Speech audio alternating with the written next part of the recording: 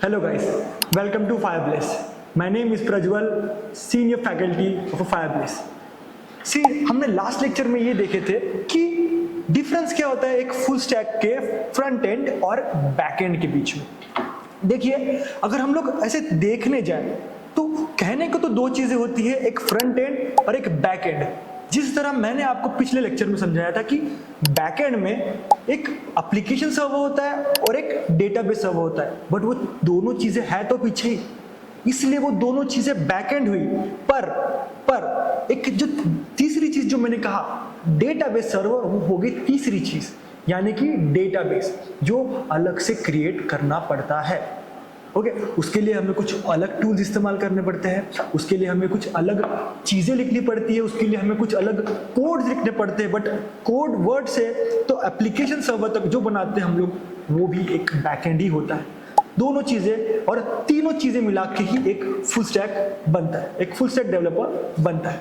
चलिए फिर देखते हैं कि अब इन सब चीजों में क्या फर्क है, यानी फ्रंट एंड, बैक एंड और डेटाबेस में क्या फर्क है। ठीक है, फ्रंट एंड जो लैंग्वेजेस हम लोग हमारे फ्रंट एंड में यूज करने वाले हैं वो है HTML, CSS, JavaScript and react. देखिए क्या होता है ना कि जब हम लोग सीखते हैं तीनों चीजें, तब हम लोग ये समझ लेते हैं कि नहीं सर, बैकएंड यानी कि हमारा बैकएंड यानी कि बैकएंड भी एक होगा और डेटाबेस भी एक होगा। नहीं, वो दोनों चीजें अलग है, क्योंकि वो दोनों चीजें अलग जगह क्रिएट होती है।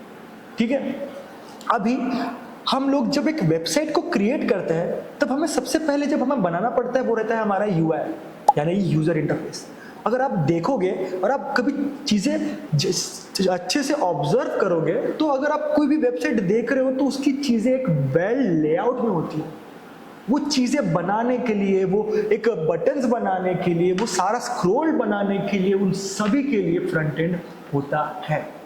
ठीक है, सबसे पहले जो चीज मैंने आपको बताई थी दैट इज एन HTML।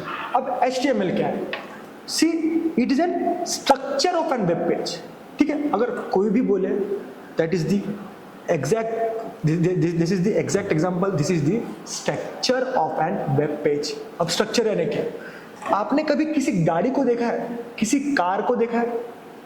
देखिए, अगर आप किसी कार को देखिए या फिर किसी घर को बनते हुए देखिए, सबसे पहली चीज जब वो बनती है तब उसका एक स्ट्रक्चर तैयार होता है, एक कार का लोहे का ढांचा तैयार होता है या इमारतें तैयार होती है। अगर जब हम लोग घर के एग्जांपल से जाए तो जो स्ट्रक्चर क्रिएट हुआ, जो सारी चीजें क्रिएट हुई, वो क्रिएट होती है हमारे HTML की मदद से। सेकेंड चीज हमारा CSS। देखिए, एक जब कार क्रिएट होगी तो ऑफकोर्स उसको दरवाजे लगेंगे, ऑफकोर्स उसको कलर होगा, ऑफकोर्स उसको स्टिकर्स लगेंगे, ऑफकोर्स उसको आईने लगेंगे, ऑफकोर्स उसको कांच लगेंगे, स्क्रीन्स लगेंगी। That is the CSS। क्या? ब्यूटिफिकेशन। अगर आप आपकी वेबसाइट देखोगे तो उसमें बहुत सारे कलर्स ऐड होते हैं।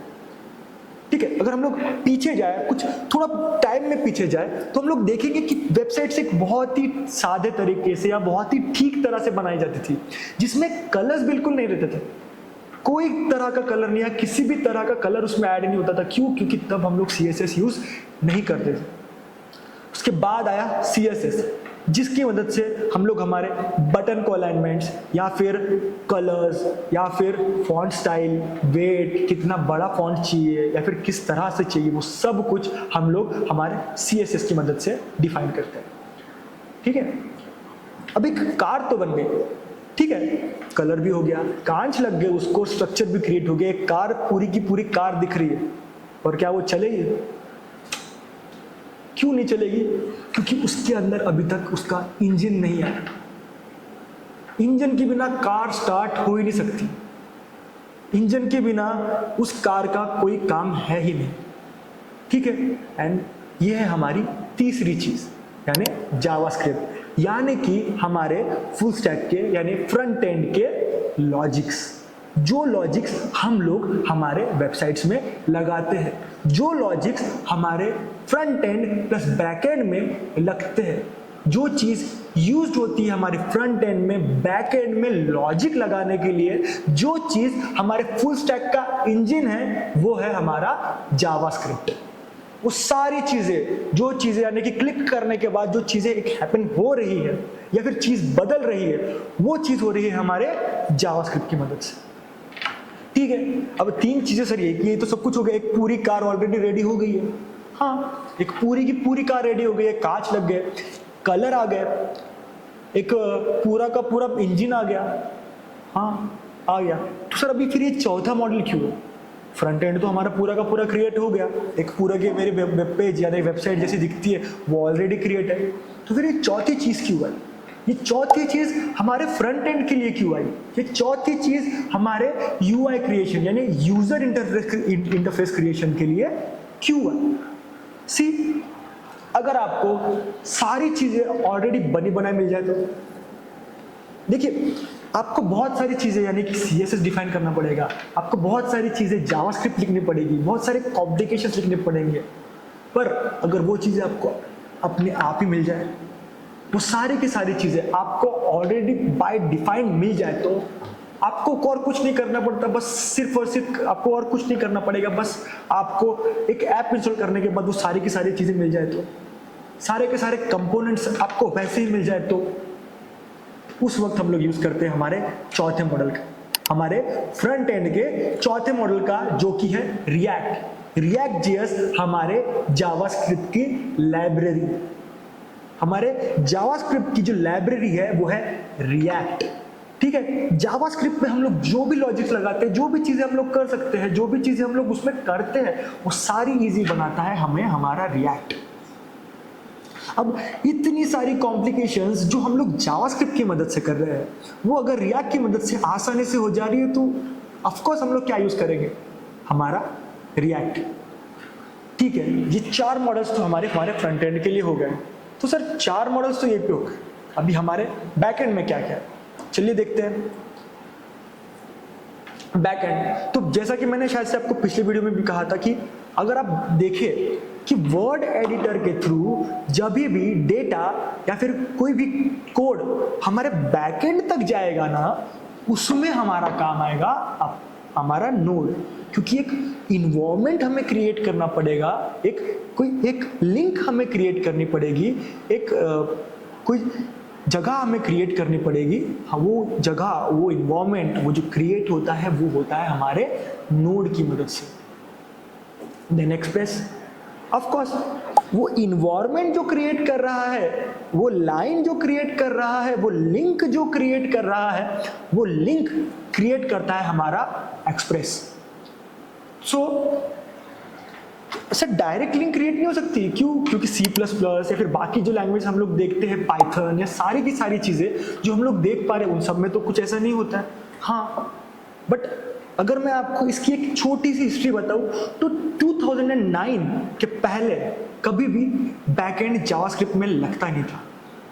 यानी हम लोग जावास्क्रिप्ट के बाद सीधा टेबल की फॉर्मेट में या फिर उस SQL की मदद से हम लोग सीधा डेटा सेव करते थे। पर 2009 के बाद आया नोड, यानी जावास्क्रिप्ट का खुद का बैकएंड, यानी खुद का क्रिएशन, जो आया 2009 के बाद। ठीक है, अभी लिंक क्रिएट हो रही है सर, नोड तो आ गया, फिर एक्सप्रेस। ऑफ कोर्स 2009 में अगर नोड था ही नहीं, तो ब्राउजर तक की जो लिंक बन रही है, ठीक है, यानी ब्राउजर ऑफ कोर्स किसी ना किसी, browser is also an application, browser भी तो एप्लीकेशन है। अगर ब्राउजर एप्लीकेशन किसी और एप्लीकेशन से बना, मतलब और किसी लैंग्वेज से बना हुआ है, अगर आपको कोई एग्जांपल दूं तो एक क्रोम ब्राउजर जो है वो बना है C++ से। ठीक है, अभी C++ से बना हुआ ब्राउजर हम लोगों को जावास्क्रिप्ट की मदद से एक्सेस करना है, इज इट पॉसिबल? नो। एक वॉल आ जाएगी, एक ब्रिज आ जाएगा जिसको क्लियर करना पड़ता है, और वो ब्रिज, वो लिंक जो क्लियर करता है, करके देता है हमको हमारे वर्ड एडिटर से लेके तो ब्राउजर तक के, वो होता है हमारा एक्सप्रेस। तो ये जो मॉडल्स होते हैं ये आते हैं हमारे बैकएंड में, यानी सर्वर क्रिएशन, यानी कि एप्लीकेशन सर्वर तक के हमें हमारे एक लाइन क्रिएट करने में, एक वॉल, एक सर्वर क्रिएट करने में। ठीक है, सब तो हो गया। अब बारी है डेटाबेस की। अब ये सारी की सारी चीजें, आपका नाम, अगर आप कोई फॉर्म फिलअप कर रहे हो, आप कोई आईडी लिख रहे हो, आप कोई पासवर्ड लिख रहे हो, या फिर आप कुछ फोटो सेव कर रहे हो, या फिर कोई डेटा सेव कर रहे हो, फिर कोई सर्वर ही बना के किसी चीज में सेव कर रहे हो, तो वो कहीं तो करना होगा। ऑफ कोर्स वो चीज कहीं ना कहीं तो हमें सेव करनी होगी। तो वो जो सारी की सारी चीजें होती है वो सेव कहाँ होती है? हमारे डेटाबेस के अंदर। और इस वक्त हमारा जो डेटाबेस है उसका नाम है MongoDB, यानी कि मोंगो डेटाबेस। ठीक है, ये 3 चीजें हमें हमारी इस पूरी जर्नी में सीखने में काम आएगी। ठीक है, मिलते हैं नेक्स्ट वीडियो में। Thank you.